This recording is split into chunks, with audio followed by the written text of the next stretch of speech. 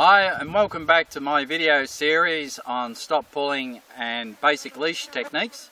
This is Perpetual motion and this is the flagship of the whole series. This is the end of it. So don't just come to this one though and think, oh yeah, well it's basically everything together. I'll do this and the dog will be fine, because you're just setting your dog up to fail. This requires that your dog knows the other elements, the other techniques, and can do them 100%. And then this is just putting together. So this is like your dog learning an entire dance, but the others are like the steps of that dance. And so your dog's got to learn the individual steps, and then this puts those steps together, and then you can dog can dance on the leash. And that's what you're looking for. At the end of this, your dog should be able to walk no matter where you are on a loose leash. So you start this off in your backyard where it's really quiet, no distractions. When your dog's got it 100%, take him out or her out, find another low distraction area, do it again. When the dog's got it 100%, find another one with a little bit more distractions, do it again, and keep going until your dog can do this in a high distraction area. Then you have it. And if you do it properly, it's there for the term, you know, of your dog's life. It's there forever, and it's just so important. Alright, so a few things to know about this. This works no matter the breed. Alright, it doesn't matter what the breed of the dog is. I'll use my 3 dogs just to show it. I teach it the same technique to all my dogs. These 3 all went through all this same training. The dogs before that, the same training. The dogs before that. Shelter dogs, rescue dogs, the whole lot went through this training. And they all learnt loose leash on it.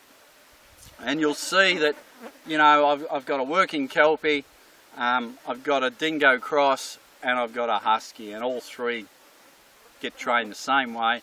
All 3 can do exactly the same things. Alright, so it works on anything. You just need to put in the time, and you need to make sure those individual elements work.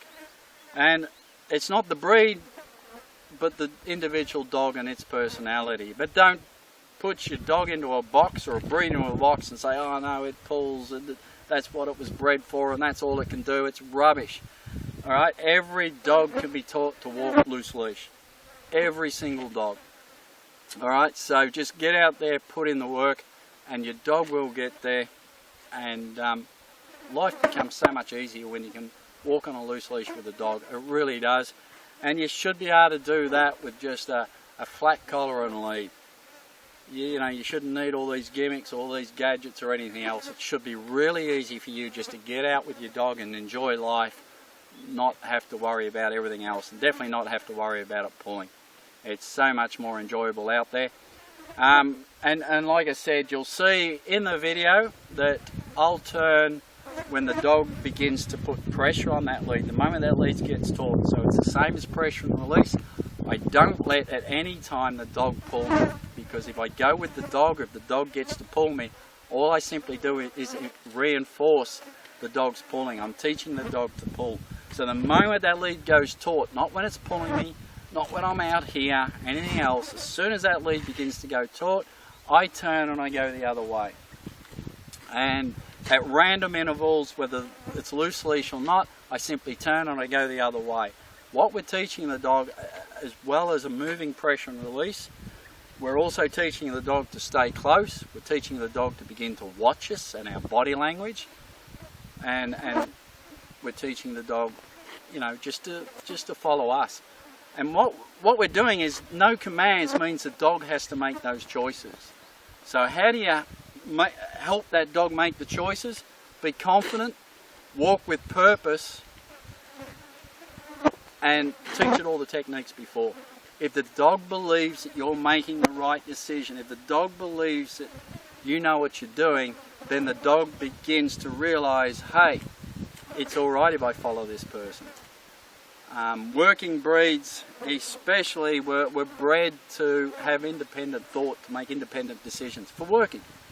So if the dog doesn't believe that you're capable of making those decisions, or the dog doesn't believe that you're making correct decisions, then it will make its own decisions. So be confident, walk with purpose, and it's nothing to do with dominating a dog or being an alpha or anything else. It's simply showing the dog what you need it to do, teaching it properly, making sure it knows it 100%, and then you going about it with purpose. Don't look at the dog, don't interact with the dog. The only time you might see me interact with the dogs is I'll be trying to give them a free command because I want them to trying to get them to go ahead of me. I'm trying to force them to get ahead so I can demonstrate it better. In normal circumstances, I don't talk to the dog, I don't make eye contact with the dog, I take no notice of the dog. No matter what the dog does, I walk. And if it begins to get that lead going out, I turn and I walk. If it gets behind me, I just keep walking. So I pay no attention to the dog. I know where I'm going, I know when I want to turn, I know in which direction I want to go, I know at what speed I want to go, and the dog's going to learn to follow me. And in the end, the dog looks at it and goes, well, this person knows what they're doing. I think I'll follow them. And the dog makes that choice, and that's what you want. I'm not commanding it to follow me, I'm giving it a choice, and it's making that choice. Alright, so enjoy the videos, we'll see you afterwards. So we're just walking with Koji here at the moment. What I'm hoping is I'm trying to encourage him to wander out the front. Any talking you see me doing to him is just telling him that he's on a free, hoping he'll walk out in front. Because I'm doing this crazy little stop-start walk, he knows something's up and I can't get him. But look, the technique's exactly the same. Every time I turn, you can see I come down low and keep that leash as straight as possible. So any movement on the dog is straight. Very similar to the way we did pressure and release. And then I'm not talking to the dog, there's no treats involved, there's no nothing. I am just turning. Now, if you normally would walk your dog for an hour, then you'll continue this for an hour. And you'll see shortly I'll begin to adjust where I turn for the dog. So it's not premeditated and the dog simply doesn't preempt where I'm going to turn. But if your dog comes out in front, then like pressure and release, the moment pressure begins to start on the leash, you're going to turn. So you're not going to allow the dog to pull. The whole idea of this exercise is the dog never gets to pull. And you can see I'm not tugging on the lead, nothing. If he gets behind me, I'm just walking. And I'm bringing that lead through at a straight angle. And again, if the dog gets in front, just at the point that that lead's about to go taut, I would immediately turn and just simply walk the other way.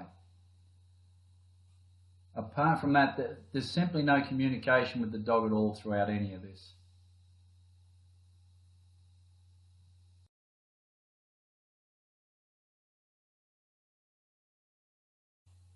Okay, now you can see that I've got Tenchi this time. And again, he's on a free and he starts to go out, but you'll see that once I've done this first turn, he's onto what I'm doing and he stays much closer. But that's okay, because what it's about is just watching my body language, the way I move, the way the leash moves, and the angle that it moves on. I keep it nice and straight. I move with purpose.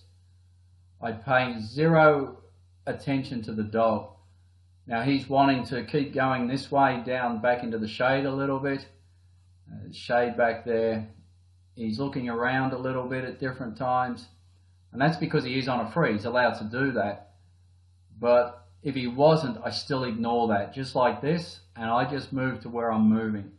And even if he's not pulling on the lead, even if he's not out in front, at different times I will simply turn like this. Because what I want is to keep the dog close. I don't interact with the dog because I want the dog to make the right choice. I want the dog to decide it's going to follow me. So even if the dog's not lunging out, you're going to turn at different intervals so the dog doesn't preempt when you're going to turn. You're going to change it up and you're going to turn anyway. Because you want this dog, 1, paying attention to you, 2, not pulling, and 3, catching up and staying close when you do turn. So you can see this has elements of other exercises that we've done all rolled into one.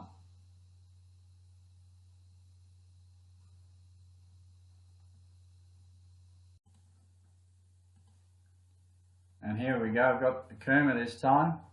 You'll see he just gets to the end of that lead and it just starts to go taut when I turn.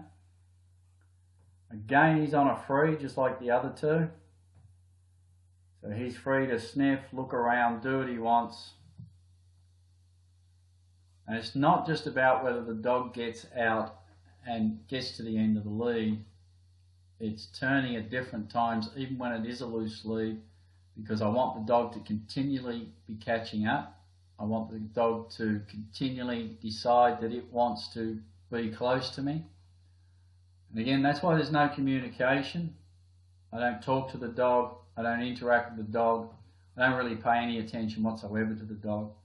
I just walk and I do these rotations with the lead nice and straight. I walk with purpose, with confidence. I act like I know what I'm doing even if I don't. And I'm looking for the dog to feel that, to see that, and decide that I'm the one he wants to walk with.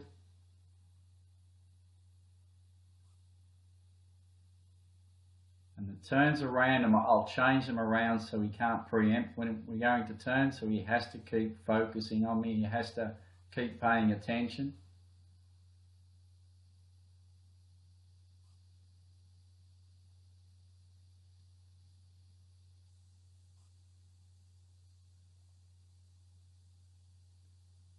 And of course, if he begins to get to the end of that lead, just as it's going taut, I would immediately turn around and just walk the other way. I don't stop, big O's to sniff or anything like that. I just keep walking.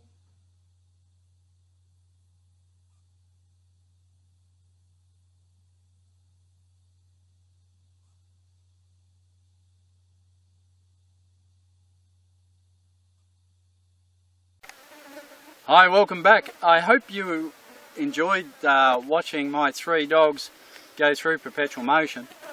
Now get out there, train that into your dogs, get them, move them through distraction areas, get them so they're at the point where they can do that in high distractions, and you have one bulletproof dog to walk on lead.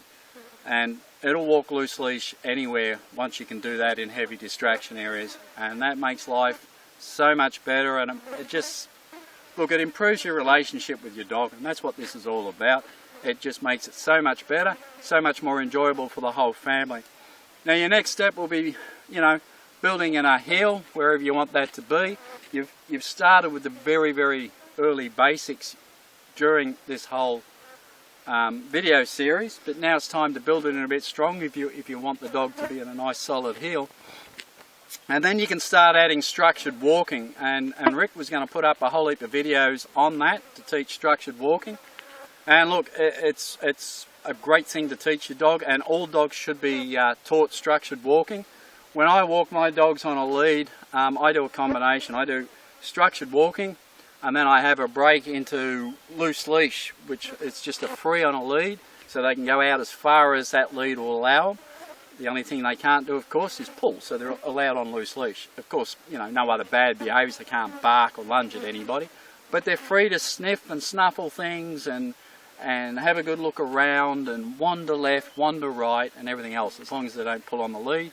And then I get them, depending where I am, they might get a run off lead, or they'll come back on and they'll do some more structured walking. So, the sniffing and the snuffling, it gets so much information in the brain on the free lead that it really does help the dog tire out mentally. And the structured walk makes them have to rein all those in and teaches them great impulse control on the lead. So that makes them work really hard mentally as well. So that also tires them out. And then you've got the physical aspect of the walk. So you have a semi-controlled and a much heavier controlled walk, and that combination is all the dog needs on a walk.